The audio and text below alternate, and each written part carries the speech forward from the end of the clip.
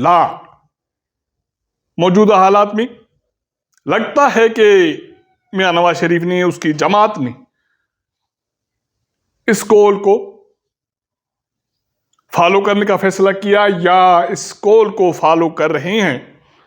क्योंकि मौजूदा हालात में जो सियासी तनाजुर मुल्क का बना है, मियां नवाज शरीफ का वापस आना और जो माहौल बन रहा है, और ना सिर्फ माहौल ये बन रहा है कि बातें इंतखाबात के हवाले से जो हो रही हैं, तारीख तो नहीं आई लेकिन उनके नताइज का हर किसी को पता है। उसके साथ साथ पाकिस्तान पीपल्स पार्टी के चेयरमैन बिलावल भुट्टो जरदारी ने कुछ माह पहले अपने वालिद से और मियां नवाज शरीफ से कुछ मुतालबात किए थे, और उसके साथ साथ जो मुस्लिम लीग नून का अब इस वक्त रवैया है मुल्क की मौजूदा सियासी सूरत हाल के हवाले से, उससे ये लग रहा है कि चीज़ें सिर्फ मफरूज़ों पे मबनी नहीं है, बहुत सारी ऐसी चीज़ें हैं, शायद अगर हम माजी को देखें तो उससे लगता है कि उनमें दम खम है। हम अपनी इस जो भी जवाब हमने दिया या जो हमने अपने मौक़िफ़ अख्तियार किया, उसको जो बुनियाद अगर हम फराहम करेंगे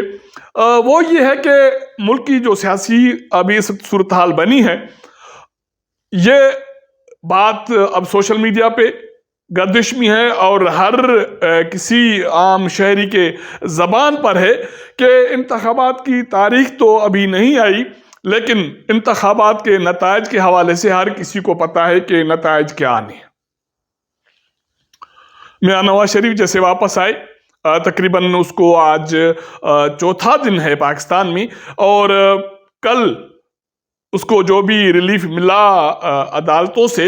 और अब कल 26 को इस्लामाबाद हाई कोर्ट में एक मरतबा फिर समाअत है। अब बातें ये हो रही हैं कि आने वाला हुक्मरानी का या पाकिस्तान की सियासत का जो नक्शा पेश किया जा रहा है, उससे लग रहा है कि मामला सिर्फ मफरूज़ों पर मबनी नहीं है, क्योंकि उनमें दमखम इस बुनियाद पर समझते हैं कि जब से शहबाज शरीफ की हुकूमत ख़त्म हुई तो बड़े मियां नवाज शरीफ की वतन वापसी के हवाले से जो बातें हुई, तो हर कोई यही कह रहा था कि ये मफरूज़े हैं, अब पेचअप नहीं हो सकता, मियां नवाज शरीफ अपने मौक़िफ़ से पीछे नहीं हटेंगे और वो जो मुतालबा कर रहे हैं एहतसाब का, वो होकर रहेगा या उसको आने नहीं दिया जाएगा। लेकिन चीज़ें मैच्योर हो गई और मियां नवाज शरीफ वतन वापस आ गए और वो सज धज से आए और अब आज़ादी से और प्रोटोकॉल के साथ घूम फिर रहे हैं। तो जो इंतखाबात के हवाले से नताइज की बात हो रही है, उसके हवाले से भी जो बातें हो रही हैं, उसमें भी दम खम इस बुनियाद पे लग रहा है। कहा यह जा रहा है कि कौमी असेंबली में जो नक्शा बनेगा इंतखाबात के हवाले से 120-130 नशस्तें मुस्लिम लीग नून की होंगी,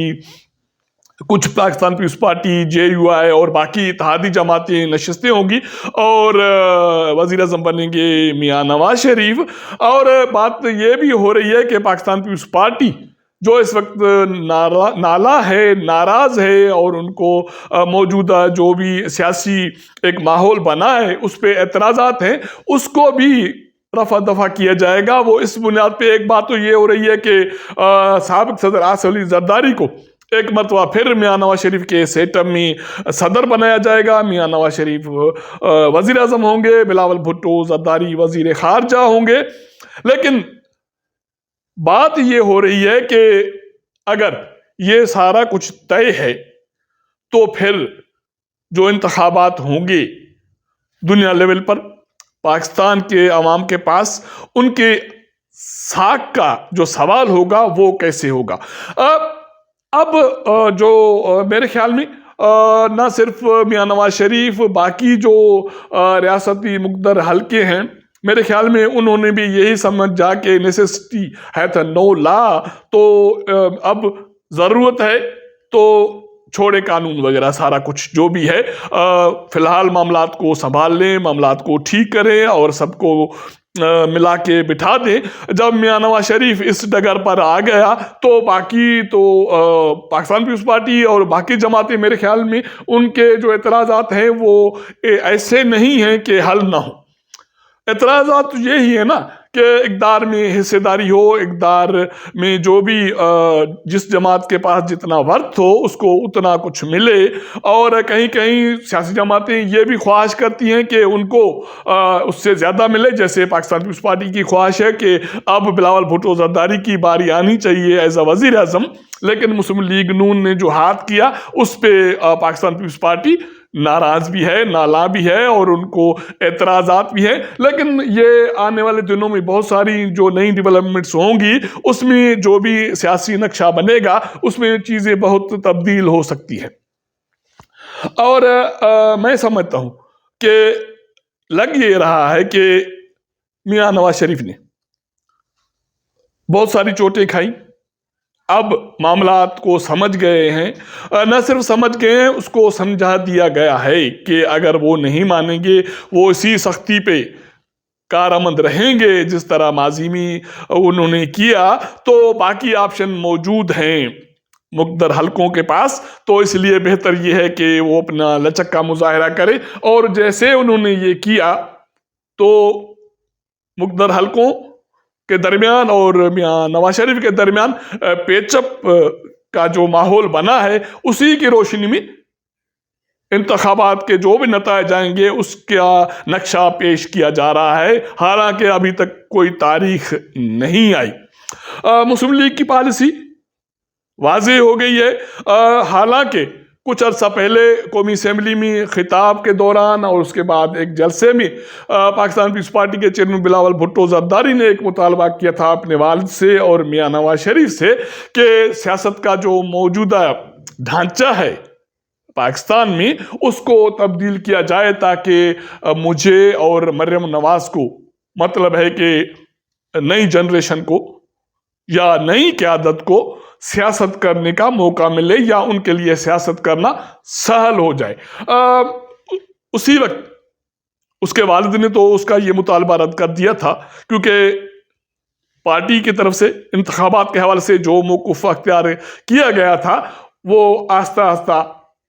खामोश हो गया या उसको खामोश करा दिया गया। उसमें बड़ा सा जो बड़ा किरदार था वो साबिक़ सदर आसिफ अली ज़रदारी का था। अब मियां नवाज शरीफ ने भी उसी मुतालबे को रद्द किया, वो उसी डगर पे आए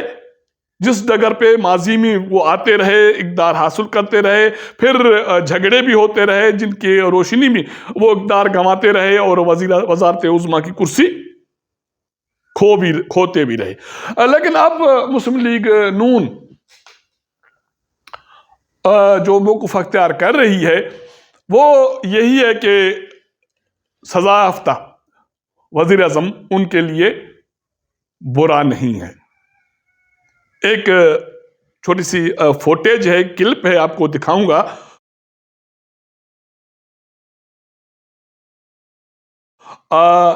तो ये आपने क्लिप देखी।